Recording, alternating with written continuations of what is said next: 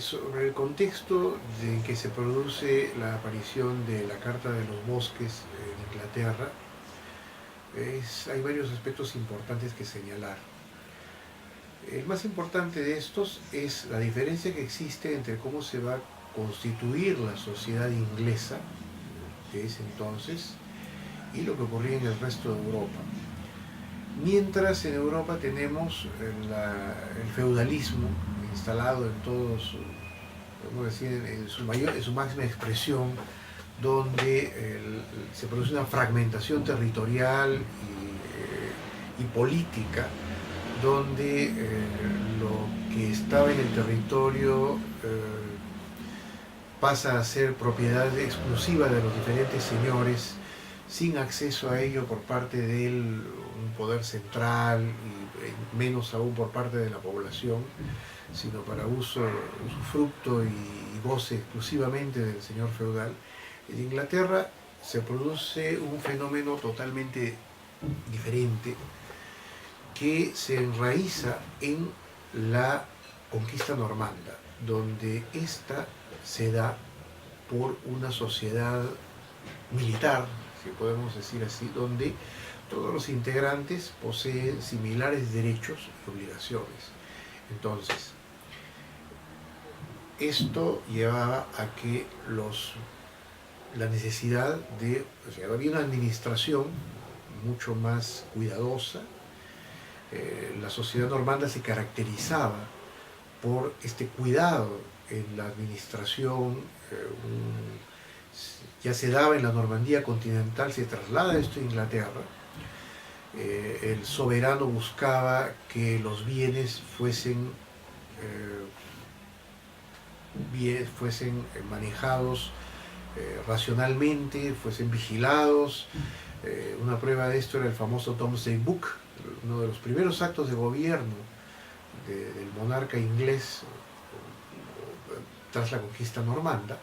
Es la institución de este libro, el Domesday Book, es un registro detallado de todos los bienes y recursos que poseía el reino de Inglaterra, desde los ganados, pasando por ríos, lagos, bosques, canteras, etcétera, salares, todo ello consignado y registrado para su posterior administración, para que el rey sabía lo que tenía y lo vigilaba, lo cuidaba. Y en este caso, esta misma política se sigue en lo referente al bosque.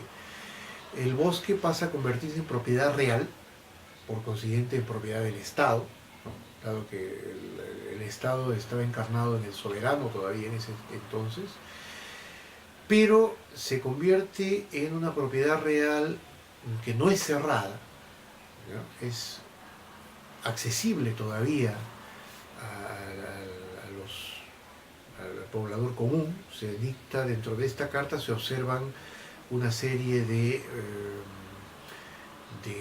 pautas para que pueda ser usado el bosque por el poblador, para que pueda tener acceso a sus recursos, para que el señor no se enajene del bosque en provecho propio, imponiéndole exacciones, contribuciones a los aldeanos o habitantes que pudieran estar dentro del bosque.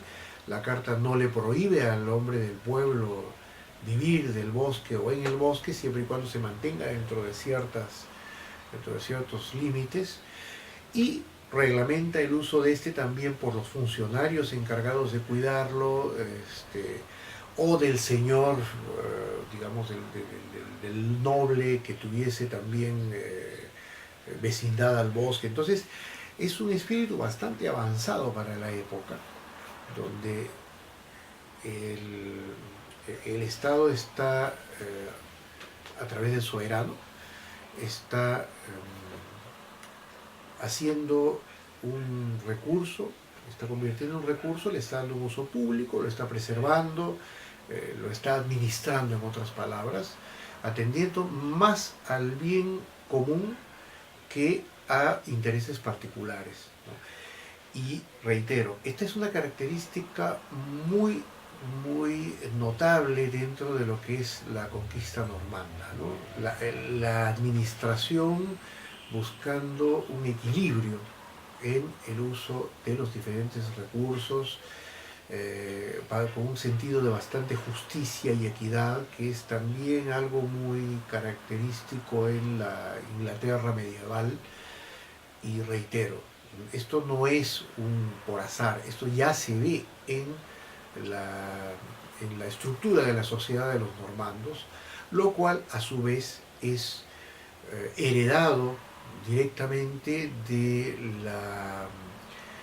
las, digamos, de las sociedades nórdicas, si queremos llamar así, ya sean vikingos, daneses, etcétera, donde eran pues sociedades igualitarias, ¿no? Porque ellos básicamente eran guerreros que compartían el esfuerzo y debían pues buscar que lo que se alcanzaba fuera para el bien común. Entonces, este espíritu persistió en la sociedad inglesa medieval, tenía que persistir por fuerza, dado que el soberano en teoría no era sino uno más, ¿no?, a quien se delegaba el poder, y por consiguiente tenía la obligación de gobernar entre iguales, ¿no? Hasta cierto punto podemos decir que esto de alguna forma va a ser un ingrediente que va a contribuir más adelante a la institución de las asambleas representativas, ¿no?, que heredaríamos nosotros tarde o temprano, ¿no? Y ese espíritu también tuvo mucho que ver en la aparición de la Carta de los Bosques.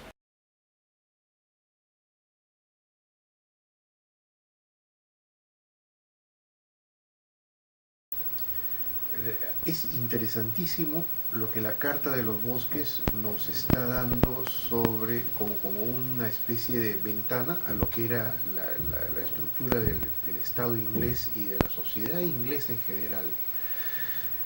Para comenzar, la autoridad real en Inglaterra era una autoridad mucho más sólida que en el resto de Europa, ¿no? Era una autoridad mucho más sólida porque las instituciones a través de las cuales el poder real se hacía presente eran instituciones cuya efectividad derivaba en gran parte de que tenían reconocimiento de la población, ¿no?